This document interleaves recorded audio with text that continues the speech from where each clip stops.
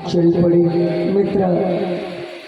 अब की बार उतना विलम्ब न करना, जल्दी आना। मन में सोचे कि सवेरे चाय नहीं पिया है, अच्छी स्वागत है, जल्दी आया। फिर एक बात सुदामा के मन में आई, बात कि हमारे मन में तो कोई इच्छा नहीं थी, लेकिन सुशीला के मन में कुछ इच्छा थी। जब ऐसे जाब खाली यहाँ तो बेचारी ऐसे चितए जब कुछ गठरी न पाए तो बड़ा कष्ट है। तो लेकिन मांगा तो नहीं, लेकिन इतना कहा जैसे कुछ दूर गए तो बोले अच्छा फिर चले। तो सोचे अगर भुलान हो के जाना तो फिर देखें, फिर बोले चले तो भाई कभी ऐसा होता है कि चले कि न चले, नहीं चलिए। फिर गए, बोले चले, हाँ हाँ चलिए। तब कहा कि बड़ा, अरे भाई अपने भाभी के लिए कुछ संदेश वदेश है कि ना है? हाँ हाँ एक तो बुलाएंगे रहे, भाभी का राम राम बोल दे। बोले दाद तेरी की हो कौन संदेश? ठीक है, राम राम कैसे बोल दी थे, कहते ना कहते राम राम कौन बोल ही देते। अरे उनके मन में है कि कुछ दे, ये है कि वो जारी। तो बोले अच्छा फिर चले। हाँ अच्छा भैया, अब की बार जब आना तो भाभी को भी लेते आना, क्योंकि भगवान ने अपना पीताम्बरो ले लिया। जाते समय धोतिया कहा लेते जाओ पीताम्बर। तो सुदामा जी को लगा हमारे साथ ऐसा व्यवहार के हैं, अब भाभी को इज्जत करवावे हो भैया, अकेले ठीक है, भाभी को लेके आओ। ये जैसे इज्जत हो गई, हम तो सही मित्र हैं, लेकिन भाभी को ठीक नहीं। अच्छा फिर कोई बात नहीं, चलो विदाई हुई। और रास्ते में भले बार दुख हुआ, लेकिन फिर सोचे क्या हम दरिद्र पापीवान, क्या कृष्णा श्री निकेतना, कहाँ पर मैं दरिद्र किंचन ब्राह्मण, कहाँ पर त्रिभुवनपति, जितना हमारा आदर किए कम नहीं किए। इत कारुण को नूनम भूरि में ना बढ़ा।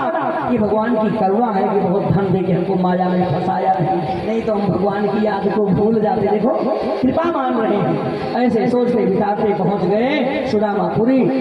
अब तो द्वारिकापुरी जैसे सुदामापुरी झोपड़ी उपड़ी है नहीं तो कहाँ पाओ ढूंढे। बोले भैया एक हमारी झोपड़ी थी, बोले यहाँ की सरकार नहीं बनी और सब बुलडोजर चल गए, अब झोपड़ी उपड़ी कुछ नहीं रह गई। रे राम राम, वहाँ चाहिए न पाए, जो इज्जत भई एक झोपड़ी रही वो भी गवाए। बोले नई सरकार कोई बनी, बुलडोजर बाबा आए क्या? अच्छा बताओ यहाँ के राजा कौन है? तब तक बोले यहाँ के राजा सुदामा है। बोले राजा से मिल लेते तो कह देते कहीं दो कमरा मिल जाता। बोले हमारे नाम के राजा है? हाँ। तो बोले राजा से मिल सकता हूँ। बोले यहाँ के राजा द्वारिका गए हैं। बोले द्वारिका से तुम चले आए, कोई लाटरी लगने वाली है क्या? द्वारिका से तो हमारे। बोले अच्छा राज रानी कौन है? कहा राज रानी सुशीला है। अब वो नहीं किनारी वाली। जब वो भगवान ने कृपा किया तो सुशीला सो रही थी। भगवान की ऐसी माया, जो कारीगर आए थे श्रृंगार करने वाले अलग, मकान बनवाने अलग, कितनी जल्दी बन गया। 3-3 तल्ले का मकान, वैदूर्य मणि, वो भव्य भवन, और नक से लेके बाल तक गहना, साड़ी बदल उठी, श्रृंगार हो गया, चेहरा बदल गया। सोने की थालियां, चांदी की थालियां हो गई। अभी कहाँ ढूंढने पाए? बोले राजरानी से मिल लूं। बोले राजरानी से मिल सकते हो। ये चर्चा चल रही, तब तक राजरानी सोने की थाली में आरती करने के लिए नीचे उतरी। जैसे सुदामा के पास गई, बगल हो गई, अब पहचान ही नहीं पाए। तो आगे फिर गई तो बोले ऐसे जाओ। हंस के बोली कई रात में पत्नी भुलाई गया, मित्र के यहाँ गए। सबसे पहले बोले सुशीला ये साड़ी, ये गहने पति को सबसे बड़ी सर। भाई हम तो ज़्यादा नहीं, 5,000 दे के गए थे अपनी पत्नी को, तब तक देखना, फिर उसके बाद हम भेज देंगे, व्यवस्था कर लेंगे। और संजोग से हमको 1 महीने के बाद लौट के आना हुआ तो 5,000 दे के गए थे, 5 लाख का शरीर पर ला देते हैं गहना बढ़िया से। तो पति को शंका होगी कि हम तो 5,000 दे के गए थे, ये कहाँ से मिला, कहाँ पाई? सुशीला बोली जहाँ गए थे वो रातों रात हमारे लिए गहना वहना सब भिजवा दिए। अरे सुशीला तुम मिलने नहीं गई, तुम्हारे लिए रातों रात गहना भिजवा दिया, और हम मिलने गई शरीरों पर का कपड़ा उतरवा दिया। ऐसे व्यवहार किया जाता। तो बोले आपको दर्शन की इच्छा थी, आपको दर्शन मिला, और हमें धन की इच्छा थी, धन मिले। श्री रामा जी बोले बहुत अच्छी बात, तुम इसमें रहो, हम चला भजन करने के लिए। जैसे चले भगवान प्रकट हो गए, श्री रामा कहीं न जाओ, इसी महल में भजन करो, ये तुम्हारे लिए। कहा एक शर्त पे जाऊंगा, आप ये वचन दो कि जब जब हमारा जन्म हो, दास्यम सख्यम सुहितम च दास्यम जन्मन जन्मन सा, हम कोई नहीं कि आपका मित्र बनूं, दास बनूं, सखा बनूं, कोई न कोई हमारा आपका संबंध रहे। भगवान ने वचन दिया, जब तक सनातन धर्म रहेगा, जब तक भागवत धर्म रहेगा, चाहे जितनी चतुर्युगी बदलेगी, युग युग में अगर किसी के नाम से कृष्ण निकला तो सुदामा अपने आप किसी की जीवा से निकल पड़ेगा, किसी ने सुदामा कहा तो कृष्ण अपने आप निकल आएगा। ये भगवान उनकी प्रीति, उनकी अंदर की निष्ठा भाव को देख करके माने ये है सुदामा चरित्र। जब तक भागवत धर्म, जब तक सनातन धर्म, तब तक कृष्ण और सुदामा का चरित्र चलेगा, पावन चरित्र। और एकादश स्कंद में ज्ञान वैराग्य भक्ति आदि का वर्णन, दत्तात्रेय के 24 गुरुओं का, 9 योगेश्वरों की कथा और यदुवंशियों के संहार की कथा। द्वादश स्कंद में कलयुगाद का वर्णन, पुत्र का माता पिता के पास कैसे व्यवहार, माता पिता पुत्र से कैसे व्यवहार, पति का व्यवहार पत्नी के साथ कैसे, पत्नी का व्यवहार पति के साथ, इन सब पर कलयुग की बातों को बताया। और अंत में यही कहा कि परीक्षित अब 7 दिन कथा सुनाते हो गया और 7 दिन में भागवत का केवल सार सुना पाया, पूरा भागवत थोड़ी। इसमें से जैसे 5 किलो दूध हो तो सार कितना निकलेगा, 100-200 ग्राम। मक्खन कितना निकलेगा, एक बाल्टी दूध है तो इतना एक पाव निकलेगा मक्खन। वैसे इतना शास्त्र है तो उसे से दूध से मक्खन निकाला जाता है, सार निकाला जाता है। ये दास अपनी बुद्धि ज्ञान तक जितना दौड़ा सका उस 7 दिन का सार निकाल करके आप तक हर स्थिति से बुद्धि में ज्ञान में पहुँचाने का मैं प्रयास किया।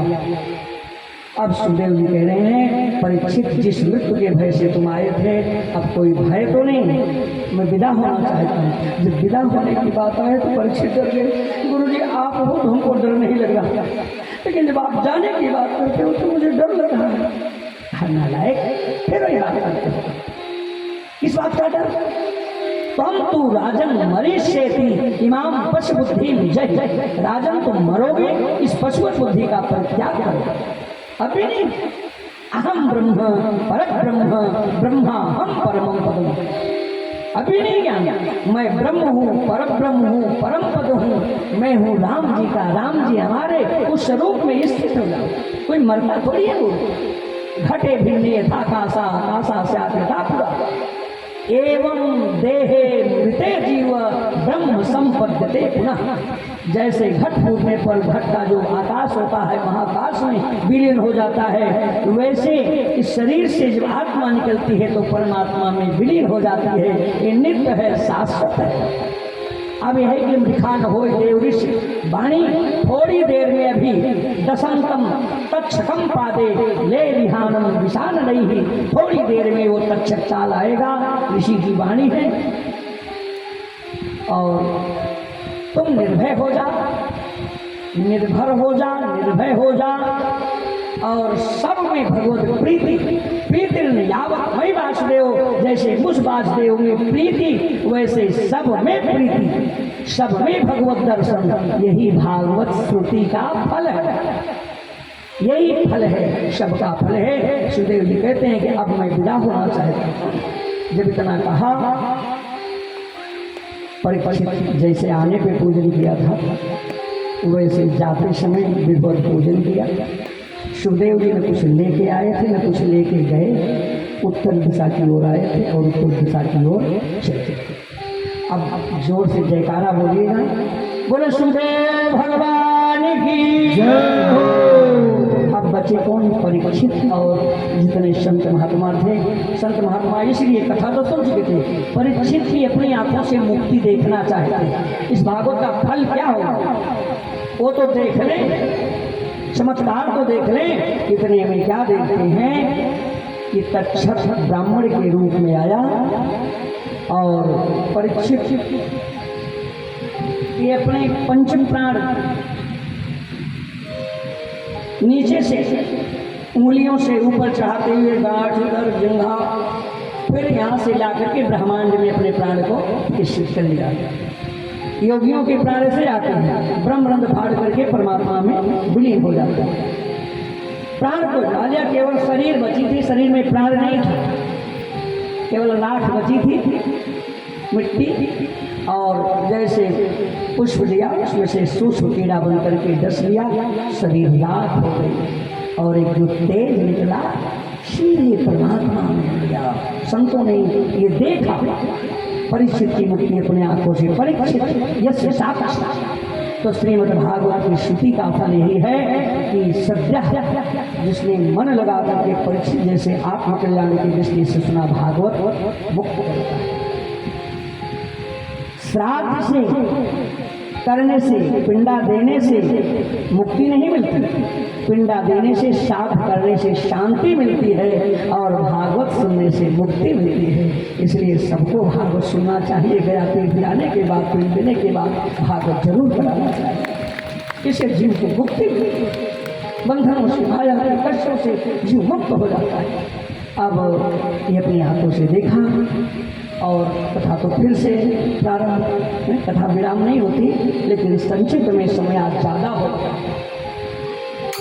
और 7 दिनों में ये दास जितना आप सबको सुना सका सुनाया, आप लोग जितना ग्रहण किए, वो नारायण सबकी बुद्धि में इस बात को बैठावें, जिसका जो संबंध बताए हैं आप लोग कितना संबंध निभाओगे।